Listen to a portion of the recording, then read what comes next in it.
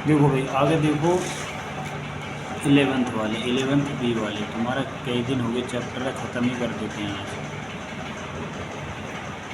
11th B वाले देखो,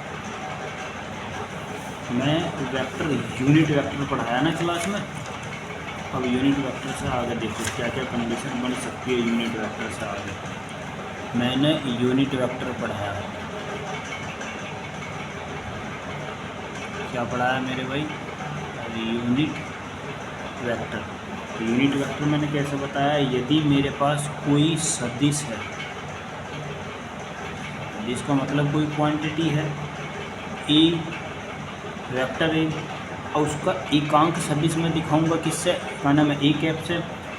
इसका जो परिणाम है, क्या मेरे भाई, परिणाम है इसका, वह मेरे पास कितना है ए, या मैं ए का मोड भी लिख सकता हूँ। तो मुझे एकांक सदिश दिखाने के लिए, यदि मुझे दिखाना है यूनिट वेक्टर को दिखाता हूँ किससे, ए कैप से।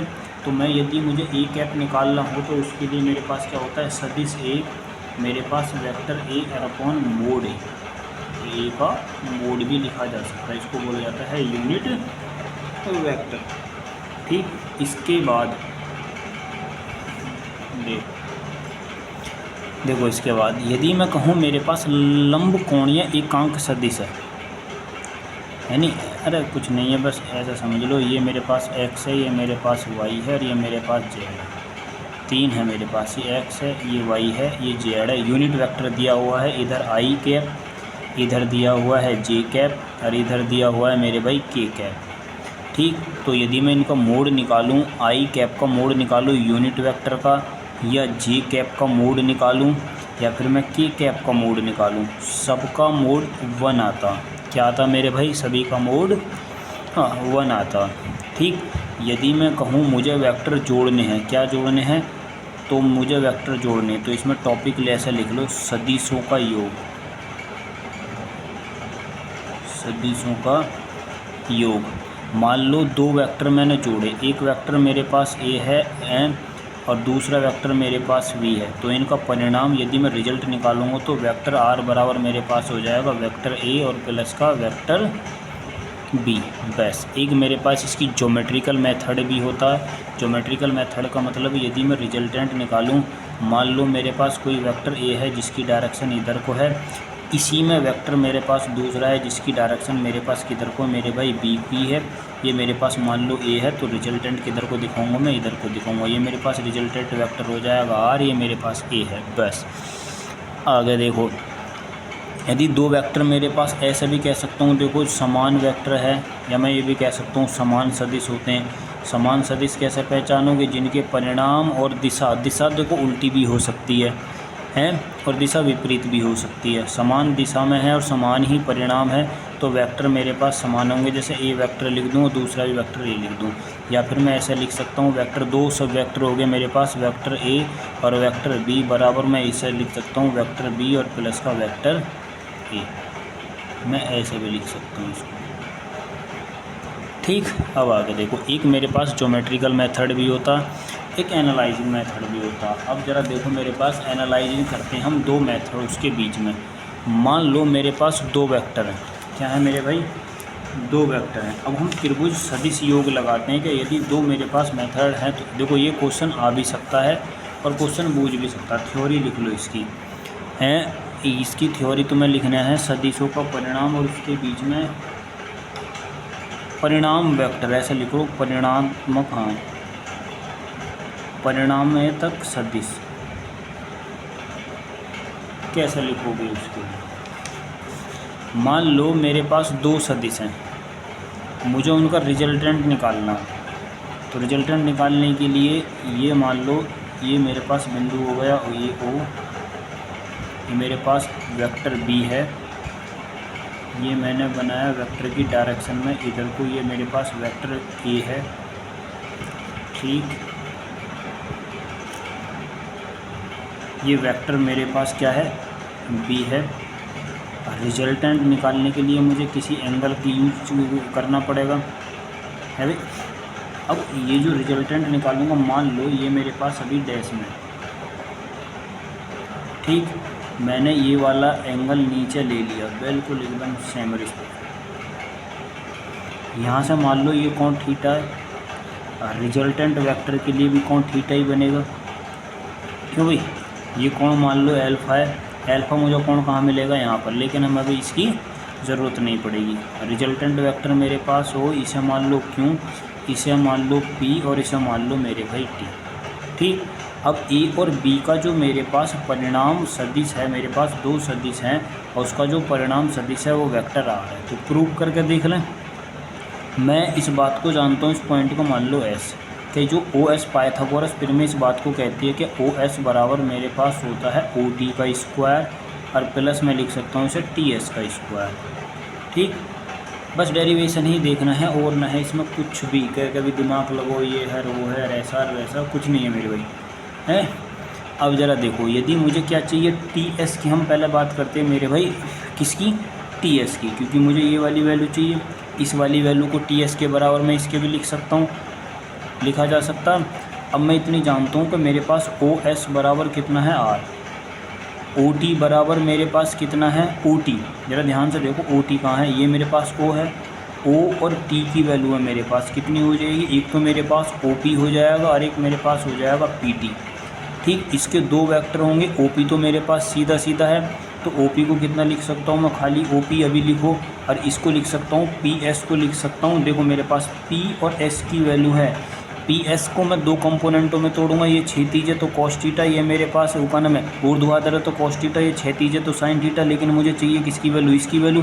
अभी ये कॉस थीटा और ये साइन थीटा, मैं एंगल को नहीं तोड़ सकता, ये मेरे पास टेन थीटा, ये कॉस थीटा में बनेगा, ये साइन थीटा, मुझे वैल्यू चाहिए इसकी, क्यों भाई वैल्यू चाहिए किसकी, इसकी, तो मैं कितना लिखूँगा पी एस, लेकिन किसके साथ लिखूँगा, कॉस थीटा के साथ, किसके साथ लिखूँगा, कॉस थीटा के साथ। जब समझ में ना आवे तब बता देना, है नहीं। तो ये मेरे पास इतनी होगी, ऐसी मैं इसको लिख सकता हूँ टी एस, टी एस के लिए कितना लिखूँगा पी एस, और इनटू कितना लिख सकता हूँ मैं इसको साइन थीटा, भाई पी एस लिखा जा सकता है ना, पी एस और इनटू साइन थीटा। ये मेरे पास टी एस के लिए वैल्यू है, किसके लिए मेरे भाई, टी एस के लिए वैल्यू है। टी एस के भी तो दो कंपोनेंट टूट गए, किधर को टूट गए, किधर को टूट गए, ये साइन थीटा में टूट गए, कॉस थीटा में टूट गया, और प्लस का कितना लिखा जा सकता है, ये मेरे प्लस में ये ही लिखा जा सकता है, मैं इसको लिख सकता हूँ। और पी एस बराबर मेरे पास कितना है, P S B, P S बराबर कितना, देखो ये वाला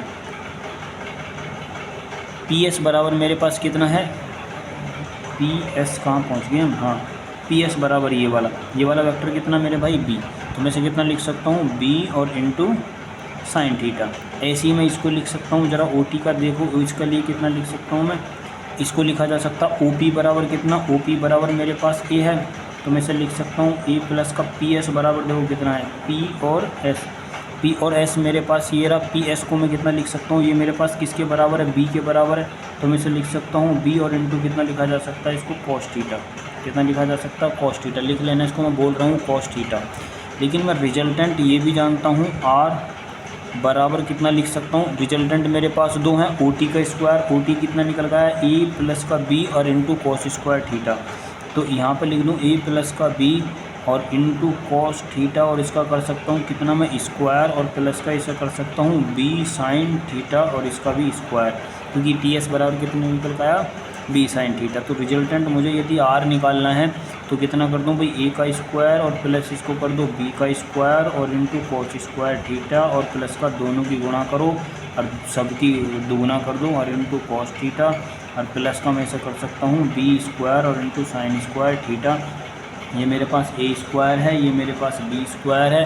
अब कुछ ऐसा करो जिससे कि ये आसान हो जाए, साइन थीटा और कॉस थीटा को एक जगह ले लो, मैं इसे लिख सकता हूँ ए स्क्वायर, देखो ये मेरे पास बी स्क्वायर है, ये मेरे पास बी स्क्वायर है, दोनों में से कॉमन लोगे क्या, बी स्क्वायर, ये साइन स्क्वायर थीटा है, कॉस स्क्वायर थीटा, दोनों की वैल्यू 1 हो जाएगी, छोड़ दो इसे, मैं नहीं लिख सकता हूँ, और प्लस को मैं इसे कर सकता हूँ 2ab और इनटू मेरे भाई कॉस थीटा, बस रिजल्टेंट निकल आया मैं तुम्हारे पास। तो मैं इसे आर बराबर ये स्क्वायर में है, मैं इसको यदि रूट में लिखना चाहूँ तो इतना लिख सकते हो तुम, कितना ए स्क्वायर प्लस का बी स्क्वायर और प्लस का 2ab और इनटू कॉस थीटा, ये मेरे पास रिजल्टेंट निकल का आएगा। ये फार्मूला और तुम्हें चीज़ें याद रखनी है। अब यदि मैं कहूँ कि बताइए ए और आर का वेक्टर, ए और आर का हाँ एंगल कितना बनेगा, ये वाला वेक्टर आर का, तो वेक्टर एंगल को किससे दिखाएंगे, हमारे पास दो एंगल होगी, रे होगी, तो क्या नाम है, दो, एक लेंथ हॉरिजॉन्टल एक वर्टिकल होगी, तो दोनों को वर्टिकल और हॉरिजॉन्टल होने पर एंगल हमेशा किस में लेंगे हम, tan थीटा में। तो tan थीटा के लिए वैल्यू कितना कर दूँ मैं, TS, ज़रा देखो कितनी TS, तो मेरे पास TS ही होगी, तो मुझे मालूम है T और S, ये वाली T और S, tan थीटा ले रहे हैं ना, तो TS और अपॉन का OT, TS और अपॉन का OT, ये वाली और ये वाली, ऊर्ध्वाधर और अपॉन का क्षैतिज, ऊर्ध्वाधर ये क्षैतिज ये OT। ज़रा देखो मेरे भाई, तो ऊर्ध्वाधर मेरे पास कितनी है, B sin थीटा, ऊर्ध्वाधर मेरे पास कितनी है मेरे भाई, B sin थीटा, और OT की वैल्यू कितनी है, A प्लस का B, और इनटू मैं इसे लिख सकता हूँ cos थीटा।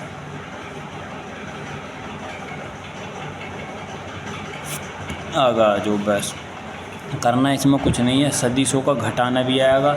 घटाने के लिए यदि मैं तुम्हें बात करूं, डेरिवेशन वही है, सदिशों का घटाना, तो मैं कर देता हूं इसको भी। यदि तुम सदिशों को घटाने की बात कर रहे हो, ग्राफिकल मेथड भी होएगा और वैसे भी होएगा। यदि मुझे रिजल्टेंट R के लिए लेना है तो वेक्टर A माइनस का वेक्टर B, या फिर मैं इसे ऐसे भी लिख सकता हूँ, वेक्टर A और प्लस का ब्रैकेट में लिख दो वेक्टर B, दोनों की वैल्यू सेम ही बनेगी, दोनों की वैल्यू। या फिर मैं इसे इतना भी लिख सकता हूँ, बराबर माइनस का इधर एक्सचेंज करो और वेक्टर B और माइनस का वेक्टर A, क्योंकि अंदर माइनस ही गुणा करोगे माइनस और उसमें गुणा करोगे तो प्लस हो जाएगा। यदि इसका ग्राफिकल रिजल्टेंट मेथड निकालोगे तो भी वही आएगा, वेक्टर A और प्लस का vector B, vector A plus का वेक्टर B, और इसका जब मोड निकालोगे तो फार्मूला वही बनेगा, A वेक्टर का स्क्वायर, A का स्क्वायर प्लस B का स्क्वायर प्लस का 2AB और इंटू मेरे भाई cos थीटा। लेकिन A और B के बीच ये कंडीशन जबकि है जब A और B के बीच में एंगल दिया हुआ हो। लेकिन यदि मैं इस बात को कह दूं A और B के बीच में एंगल 180 माइनस का थीटा है, तब वैल्यू चेंज हो जाएगी थोड़ी सी। यदि एंगल जो दिया हुआ है, यदि एंगल दिया हुआ है कितना 180, ये जब है जब थीटा बराबर 0 से लेकर 180 है। कहाँ से 0 से लेकर 180 ने थीटा तक, कहाँ तक मेरे भाई, थीटा तक। जब थीटा एंगल दिया हुआ और जब 180 माइनस थीटा में पहुँच जाओगे तब मेरे पास रिजल्टेंट बदल जाएगा, क्योंकि हम विपरीत चलेंगे, विपरीत के किसी एंगल में चलेंगे तब हमारे पास पहुंचेगा A स्क्वायर प्लस का B स्क्वायर माइनस का 2AB और इंटू मेरे भाई cos थीटा। मतलब कि ऐसा है, अभी तक तो हम इस वाले एंगल फेज में बात कर रहे हैं, लेकिन जैसे ही एंगल में आ जाएंगे ना तो हम इसमें आ जाएंगे 180 माइनस थीटा में। इस वाले एंगल में आते ही माइनस में चले जाएंगे, इस वाले एंगल में आते ही प्लस में, और इस वाले एंगल में आते ही माइनस में। ये तुम्हें बस याद रखना है। सवाल इसमें बहुत सारे हैं, कल देखते हैं कोशिश करवा के, लेकिन आज इनके डेरिवेशन ही देख लो, इसमें 2-4 हैं कुछ ऐसे ही। मैं सारे को ही झंझट ख़त्म कर दूँ पहले।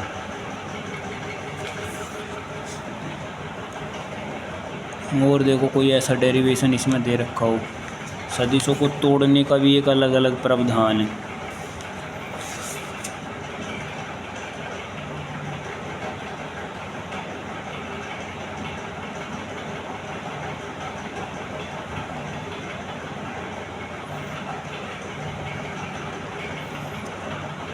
चलो एक सवाल थोड़ा सा लेकिन हाई पर है सवाल ज़्यादा, उसे हटाओ।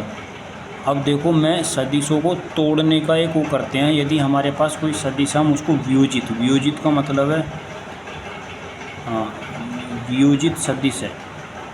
वियोजित सदिश का मतलब है वेक्टर मैंने तोड़ गया 2-3 रूपों में ले लिया, साइन और कॉस के रूप में या एक्स और वाई के रूप में ले लिया। जैसे कि कुछ भी मान लो, मैं कह रहा हूँ कि मेरे पास कोई 2 सदिश है, मुझे उसका रिजल्टेंट मालूम थी। रिजल्टेंट मेरे पास A है वेक्टर सदिश का, तो मैं ये मेरे पास y है, ये मेरे पास x है, तो मान लिया मैंने ये मेरे पास A वेक्टर y के लिए मान लिया मैंने, ये x के लिए मान लिया, तो मैंने 2 रूपों में तोड़ दिया। रिजल्टेंट इसको मान लो मेरे पास ये R पॉइंट पे है, ये मेरे पास Q पॉइंट पे है, ठीक, S और ये मेरे पास चल ही रहा। तो मुझे रिजल्टेंट वेक्टर में लिखूँगा वेक्टर A बराबर दोनों का मोड लेकर चलूँगा, AX वेक्टर और प्लस का कितना कर दूँगा मैं AY वेक्टर। करा जा सकता है इतना भाई। अब यदि मैं इसको देखो, ये मैंने वेक्टर तोड़ दिया, रिजल्टेंट वेक्टर मैंने अलग तोड़ दिया, लेकिन मैं इतनी जानता हूँ यदि मैं इसको यूनिट वेक्टर के साथ लिखूँगा, किसके साथ, यूनिट वेक्टर के साथ लिखूँगा। मैं इनके परिणाम सदिश लिखना चाहता हूँ, तो मैं ये चाहता हूँ ए एक्स का मेरे पास टोटल जो परिणाम वेक्टर होएगा कितना होएगा, तो वो होएगा ए एक्स और इंटू आई कैप। मेरे पास क्या होगा, ए एक्स इंटू आई। ये मेरे पास मोड है और यूनिट वेक्टर है, ये मेरे पास मोड है और यूनिट वेक्टर है, तो ये मेरे पास रिजल्टेंट वेक्टर आएगा उसका। प्लस ऐसे ही मैं दूसरे को लिखूँगा ए वाई और इंटू जे कैप और इंटू जे कैप। ये मेरे पास बस ख़त्म, इतना ही याद रखना, इसमें ना कुछ ज़्यादा। आगे देखो, यदि मैं इन दोनों के बीच में एंगल निकालने की बात करूं तो मैं इस बात को जानता हूं, मैं यहाँ से ऐसे भी निकाल सकता हूं, रिजल्टेंट निकालूं।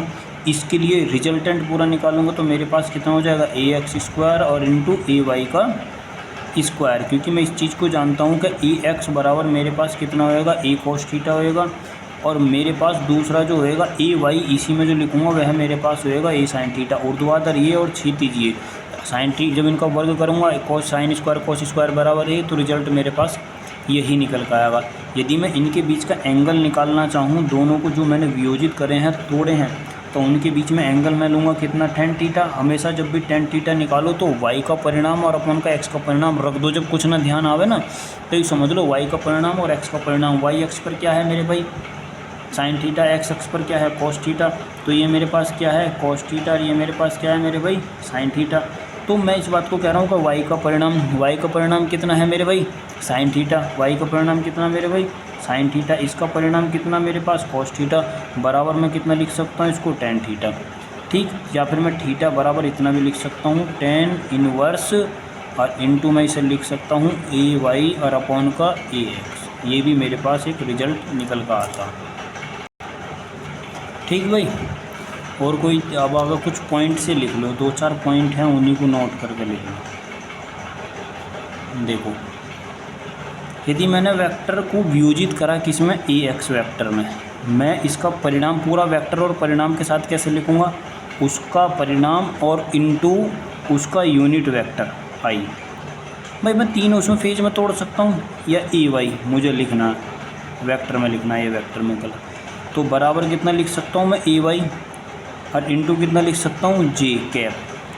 बराबर मैं इसे ऐसे लिख सकता हूँ, ए जेड, वेक्टर तो मेरे पास है ही है, बराबर मेरे पास कितना लिख सकता हूँ, ए जेड और इंटू के कैप, ठीक।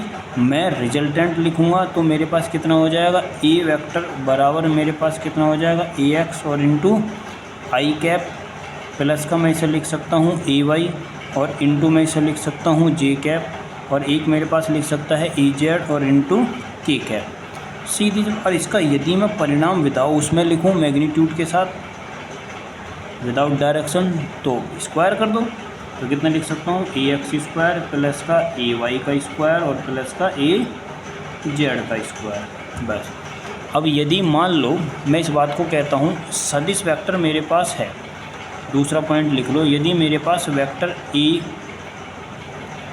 एक्स वाई और जेड तीन फेज़ों में अल्फ़ा एंगल पे, बीटा एंगल पे और गामा एंगल पे हैं, तो कॉस अल्फ़ा के लिए यदि मैं यहाँ से वैल्यू लिखूँ, किसके लिए, कॉस अल्फ़ा के लिए एंगल निकालना है, तो मैं कितना निकाल सकता हूँ, ए एक्स और अपॉन का ए एक्स मेरे पास क्या है, एक्स की डायरेक्शन में ए की वैल्यू और अपॉन का मोड ए, जो उसकी परमानेंट रिजल्टेंट वैल्यू है।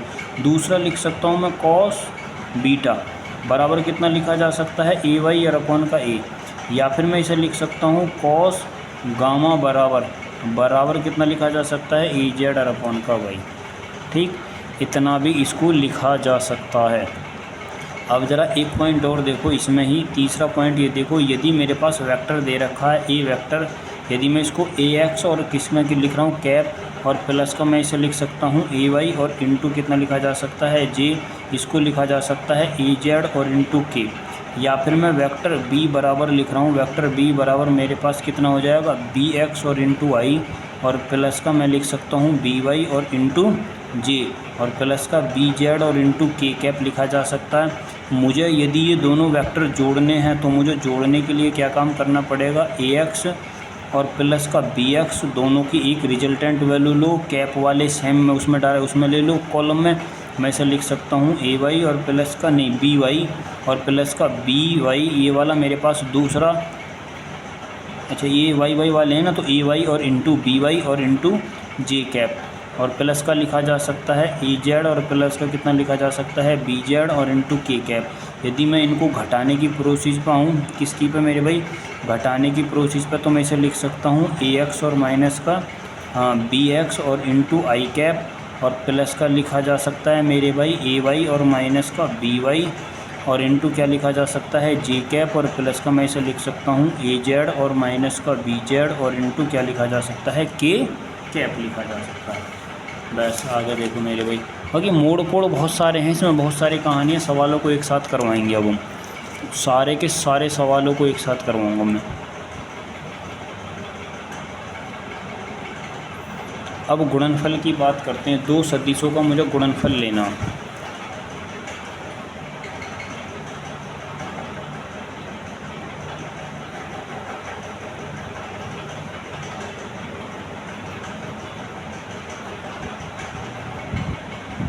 मुझे सदिशों का गुणनफल लेना। ठीक, मान लो मेरे पास कोई, ये मैंने वैसे ही सदिश बनाया है, ये वेक्टर मेरे पास b के लिए है, ये मेरे पास a के लिए है, एंगल दोनों के बीच में थीटा है।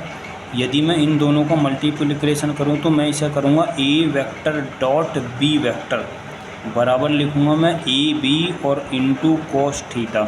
यहाँ बोलते समय डॉट बोलोगे, यहाँ बोलते समय कुछ नहीं बोलोगे। ए डॉट बी बराबर ए बी कॉस थीटा। क्या लिखोगे, ए डॉट बी बराबर A B cos theta. Note point यह लिखना है दोनों वेक्टर सदिश हैं। और याद सबसे महत्वपूर्ण बात यह है, दो सदिशों का वेक्टर गुणनफल हमेशा अदिश आता है। दो वेक्टरों का गुणनफल हमेशा सदिश आता। मैं इसको लिख देता हूँ, दो सदिशों का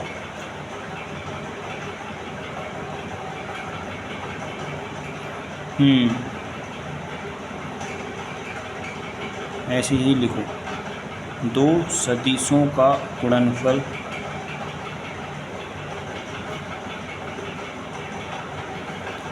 हमेशा अदिश होता है।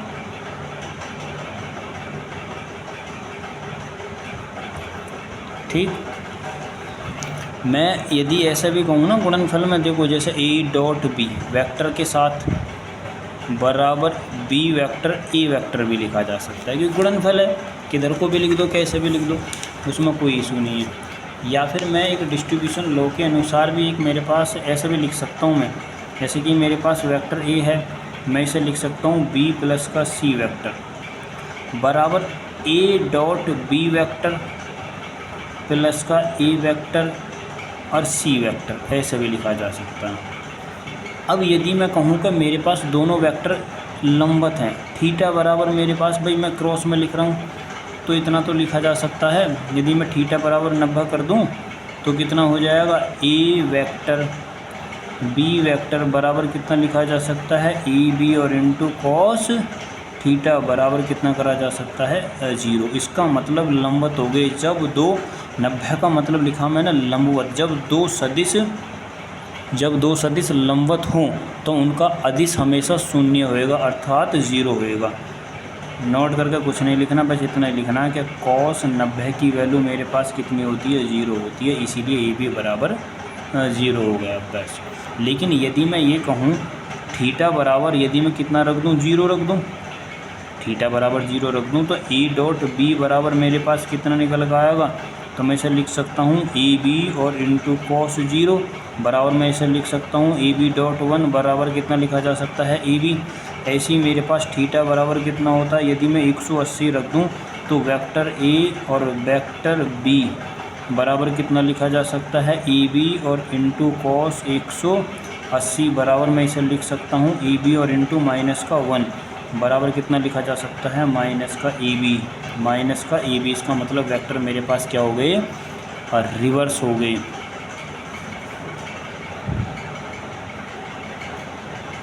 अब यदि मैं ये चाहता हूँ कि मैं ये कह रहा हूँ कि मैं वेक्टर का गुणा खुद में ही उसकी वेक्टर की गुणा कर रहा हूँ, तो वेक्टर ए ही है मेरे पास, उसी में स्वयं की गुणा कर रहा हूँ, तो वेक्टर डॉट वेक्टर ए और वेक्टर ए बराबर मैं किसे कितना लिख सकता हूँ, ए और इंटू कॉस 0 ज़रा ध्यान करो, cos 0 यदि समान है तो इसका मतलब एंगल भी 0 होएगा। तो मैं इसे लिख सकता हूँ a और इंटू ए बराबर 1, या फिर इसको लिखा जा सकता है a²। ये याद रखना मेरे भाई, बहुत मोस्ट है ये। तो इसका मतलब मैं इसको कह सकता हूँ ये वाला पॉइंट मोस्ट है। अब लंबकोणीय सदिश मान लिया मैंने कि कोई मेरे पास लंबकोणीय सदिश IJK है भाई, जिसकी कहानी चलेगी हमारे पास। कुछ मेरे पास है ऐसी लंबकोणीय सदिश मेरे पास थे, मैं यदि उसको लिख सकता हूँ I.I बराबर इसको लिखा जा सकता है J.J बराबर लिखा जा सकता है K बराबर तो 1 और इंटू 1, सबकी वैल्यू 1 ही होएगी, और इंटू कितना लिखा जा सकता है cos 0। भाई मोड निकालोगे, I का मोड 1, J का मोड 1, K का मोड 1, दोनों का इसका मोड 1, इसका मोड 1, इसका मोड 1 और इन सब का मोड 1, तो बराबर cos 0 की वैल्यू कितनी हो जाएगी। क्योंकि दोनों सेम हैं, ध्यान से देखो, तो एक एंगल पे होएगा तो एंगल 0 होएगा, cos 0 की वैल्यू 1, तो रिजल्टेंट क्या आएगा मेरे भाई 1। लेकिन याद ये रखना है, यदि कह दे कि I और इंटू J बराबर क्या होएगा मेरे भाई, I बराबर मैं कह सकता हूँ K या J या I या J या K बराबर कुछ भी कर दूँ, तो इसे मैं लिख सकता हूँ 1.1 और 1 और इंटू में से लिख सकता हूँ cos 90 बराबर क्या हो जाएगा 0। ये आगे मेरे पास लंबकोणीय है। मैं सदिश यदि I जो अलग अलग लिखोगे तब मेरे भाई यही लिखोगे, तुम क्या लिखोगे, अलग अलग में हमेशा यही लिखना। तो इसका मतलब मैं सीधा सीधा ये कह सकता हूँ, जब कभी भी I और इंटू I बराबर J और इंटू J बराबर K और इंटू K बराबर 1 होता, या फिर मैं कह सकता हूँ I.J I और इंटू J और इंटू K बराबर K और इंटू I बराबर क्या हो सकता है मेरे भाई 0 लिखा जा सकता है। क्या लिखा जा सकता है 0। यदि मैं इनको तोड़ मरोड़ के वियोजित करके लिखूँ, मैंने बताया वियोजित करके लिखा जा सकता है। यदि मैं इन तीनों की फॉर्म अलग अलग कर दूं तो कितना करा जा सकता है AX और इंटू BX। मैं सोच रहा हूँ कि इनकी गुणा कर ली जा, तो गुणा में लिखे तो सीधा सीधा AY वाई वाले में Y की गुणा कर दो, Z वाले में Z की गुणा कर दो, और X वाले में X की गुणा कर सकते हो, AZ और इंटू BZ। लेकिन यदि मुझे इनके बीच का एंगल निकालना है, तो एंगल कितना निकालने के लिए cos theta, AB cos theta होता है ना, AB cos थीटा, दोनों के बीच की गुणा करोगे तो cos थीटा में जाओगे। तो ऊपर वाले पर उसे लिखो जो मेरे पास निकल का आया है, और परिणाम लिख दो उसका, प्लस का मैं इसे लिख सकता हूँ AY और इंटू BY और इंटू AZ और इंटू BZ, और अपॉन का लिखा जा सकता है AB। और EB का कैसे लिखोगे, A का परिणाम और इंटू B का परिणाम। A का परिणाम किधर निकल का है मेरे पास, AX का स्क्वायर प्लस BY का स्क्वायर प्लस AZ का स्क्वायर, बटे में इसे कर सकता हूँ BX का स्क्वायर और इंटू BY का स्क्वायर और इंटू BZ का स्क्वायर। ख़त्म मैटर है भाई। अब बहुत सारे मेरे पास सदिश ऐसे होते हैं जो वेक्टर अलग अलग उसमें दिए जाते हैं। अब देखो, दो सदिशों का सदिश गुणनफल कैसे होता है, vector product of the vector two vectors. यदि मेरे पास दो सदिश हैं और उनका गुणनफल कैसे होएगा, दो सदिशों का सदिश गुणनफल। यदि एग्जाम्पल तो मेरे पास बहुत सारे हैं। देखो, अदिश गुणनफल के उदाहरण। अदिश गुणनफल का मतलब है जैसे कि कार्य कैसी राशि है, अदिश। मैं इसके एग्जाम्पल लिख देता हूँ। जैसे कि मैं कहता हूँ मेरे पास W बराबर है, कार्य को हम किसी उस पर कर रहे हैं, चलो इसे छोड़ो, एग्जाम्पल ना छोड़ो, फिर मैं बाद में बता दूँगा तुम्हें। बस यूँ देखो, दो सदिश हैं मेरे पास। अगला टॉपिक देखो, दो सदिशों का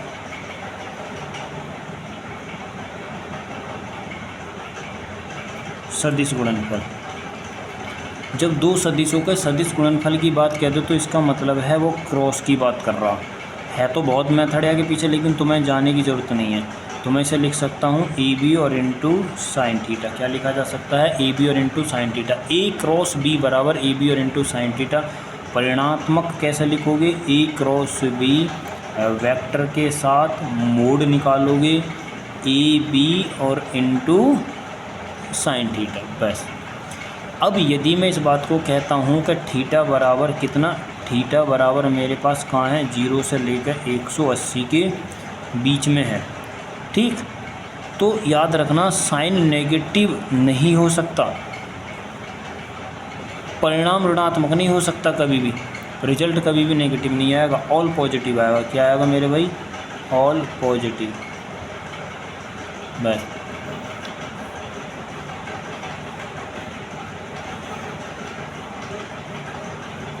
और ऐसा कोई टॉपिक इसमें एनसीईआरटी वाले में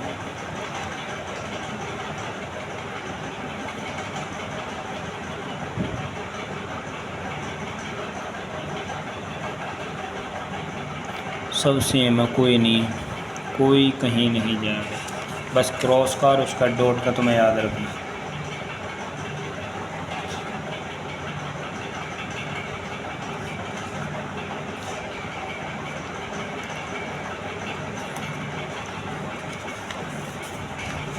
बस ख़त्म भाई। अगला टॉपिक भी मैं अभी करवा रहा हूँ, एक हमारे पास प्रक्षेप्य गति वाला टॉपिक है, उसे देखो। इसके सवाल बाकी मैं बाद में करूँगा। इसमें 2-4 चीज़ और दे रखी हैं, टॉपिक दे तो क्या रखी हैं, फिर भी मैं अपने दौरे से कुछ बता देता हूँ। इसमें सापेक्ष गति हो गया, किसी तैराक के लिए हो गया, चलो देख लो। एक मेरे पास देखो होता है शून्य वेक्टर भी होता है, एक मेरे पास होता है शून्य सदिश। क्या बोलते हैं मेरे भाई इसको, शून्य सदिश। शून्य सदिश मेरे पास क्या है, ऐसा कोई सदिश है जो जीरो के लिए जाता हो। वैसे यदि वेक्टर ए में मुझे शून्य सदिश जोड़ना है वेक्टर जीरो, तो रिजल्ट मेरे पास वेक्टर ए। यदि मुझे वेक्टर ए में से शून्य सदिश घटाना है तो वेक्टर ए। यदि मुझे वेक्टर ए में गुणा करनी है, किसकी डॉट प्रोडक्ट करनी है जीरो का, तो जीरो। यदि मुझे ए वेक्टर में क्या करनी है, क्रॉस प्रोडक्ट करना किसका, जीरो का, तो रिजल्ट जीरो। यदि मुझे जीरो में वेक्टर ए की गुणा करनी है तो रिजल्ट मेरे पास मेरे भाई जीरो हो जाएगा, ठीक। आगे आ जाओ।